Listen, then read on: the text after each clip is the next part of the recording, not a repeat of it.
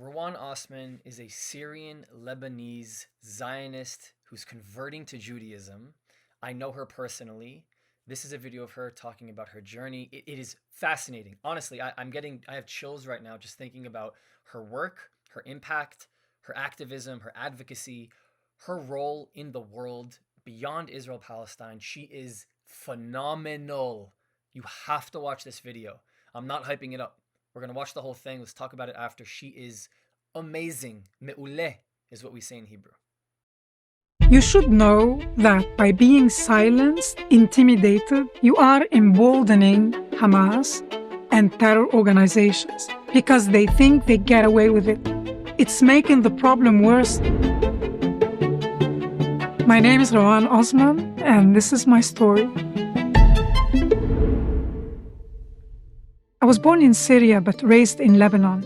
My father is Sunni from Damascus. My mom is Shia from the Bekaa Valley in Lebanon. This is why religion was irrelevant in my upbringing. At school, we were taught that Israelis are invaders, that they occupied Lebanese territory. And the only ones who dared defy them was the terrorist organization Hezbollah. Hezbollah were a political party. They had an armed wing, just like Hamas has an armed wing. And we perceived them as heroes because they had a righteous cause. They wanted to liberate southern Lebanon. When I was a child, we could sometimes, when we played with the antenna, receive a signal from an Israeli TV. We couldn't care less if it was biblical cartoon, if it was Hebrew. But if a grown-up walked into the room, they would freak out. So we associated Hebrew with the language of the enemy. We associated Hebrew with taboo. Politicians, famous journalists, news anchors, wise people, your parents, your teachers, everybody's telling you the Israelis, the Jews, the Zionists are our enemies. We had no interactions with Jews, none whatsoever. The first 18 years of my life I spent in Lebanon, but eventually I landed in France. So I landed in Strasbourg, and on the first day, I went across the street to a small grocery store. They were speaking a language I knew. It was Hebrew. When I turned and saw religious men with sideburns, dressed in white and black, big beards, I panicked. I dropped my stuff, crossed the street, ran up to the third floor, locked my bedroom door. I was sharing the same space with the enemy for the first time ever, and it was overwhelming. It was my first day in France, and I was going to spend at least a year there. And I realized nothing instigated a panic attack except what was inside my brain. Because in the Arab world, we have anti-normalization laws and policies, and it forbids the citizens of these countries from interacting with Israelis.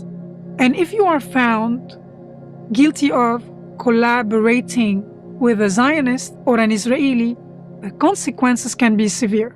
But I realized that I'm not collaborating with Israel if I say hello to a Jew. And I was thinking they didn't even look at you. But also I left my stuff in the store and I had to go back and collect it. So I decided to compose myself to return. I continued shopping, and the owner was Jewish. And he asked me when I came to pay where I came from. And I told him, Lebanon, Syria. And he understood when I said it was my first day that I panicked because I understood they were Jews. And he was pleasant and very nice and helped me with my bags. When I returned to the Middle East, I tried to speak to Arabs, and I thought it's easy to tell them we are brainwashed to open their eyes. And people weren't interested. They didn't want to listen, including my family members. It became dangerous for me because I was speaking out. So I decided to move back to Europe, and I decided to go back to university to study Islam from a neutral European perspective. Studying Islamic studies helped me understand why is this political conflict becoming an eternal religious one. But I also wanted to understand what's the problem with the Jews. So I went to study Jewish studies, and I took a very basic class with a Swedish rabbi, I realized the world made sense to me. The universal morality stemming from the Ten Commandments, from that event at Mount Sinai, when the Jewish people as a nation received this light and accepted the mission to be a light unto nations, I realized that's it. I belong with this group of people. It doesn't mean that only Judaism makes sense. It means it made sense to me. I decided to convert to Judaism around a year before October 7th. October 7th, definitely not the first massacre or atrocity we witnessed in the Middle East. What was different about October 7th was how Hamas went about conducting their evil attack against Israel. It was so brutal, and it was recorded, and it was broadcast for the world to see. If they could do this to Israelis and broadcast it, including beheading people, knowing that Israel's strongest ally is the US, what would they do to the Gazans who opposed them? After October 7th, too many red lines were crossed that I realized now is the time to pick a side. I shared on social media that I am converting. I lost a lot of friends and family. Some came around, many didn't, but I made many friends along the way, and in a sense, a new family. I don't regret anything I've done. I'm happy, and I feel with all my heart that what I'm doing is the right thing. Since I decided to convert, I wanted to visit Israel, but I was hesitant because once I visit Israel, I can never go back to Lebanon and Syria. January 1st, 2024, I went to Israel for the first time. Now, after meeting thousands of Israelis, and I'm not exaggerating, I understood that 99% want peace with the neighboring countries. So many have roots there. So many have their ancestors' graves in the region. They just want peace. It took me a long time to dismantle this very complex narrative of lies that I grew up with. Any sane person should condemn Hamas and side with the Israelis. I would expect every government, even in Syria, in Lebanon, even Hamas, if they were decent people, they're supposed to protect their families, their children, their mothers, not sacrifice them. Why is the rest of the world confused? Due to intensive brainwashing. But in the West, it's because they don't know much about our history. They don't know what happens in Gaza, in the West Bank, how these groups treat their own people. The West doesn't understand the danger that radical Islam poses to Western civilization. And it's coming, and you're embracing it. You should know that by being silenced, intimidated, you are emboldening Hamas and terror organizations because they think they get away with it. Know that your silence, that your passivity, it's making the problem worse. We need you to stand up, to speak up, to defend Western civilization. Stop apologizing. Sometimes we have to fight back for the sake of our children.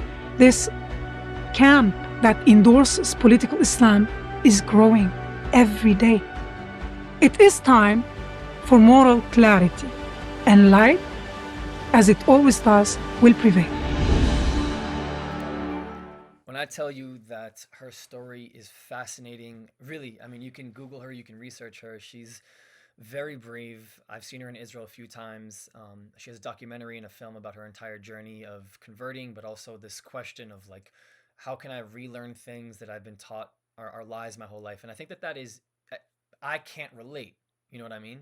She reminds me of Louay Ahmed, who was born in Yemen, and I've spoken about him before on my channel, who, when he was growing up, was taught so much about the Jew and the Israeli, and that he should hate the Jew and hate the Israeli. And he just believed all of this until he had an opportunity to study abroad, met an Israeli, realized that everything that he was taught isn't true, had a very big conversation and hard look in the mirror about like, how is this possible? Was I being lied to my whole life? And I can only imagine how difficult that is later in life to realize that not only were you being lied to, some of the people you've thought you loved and cared about the most your whole life were part of the people lying to you.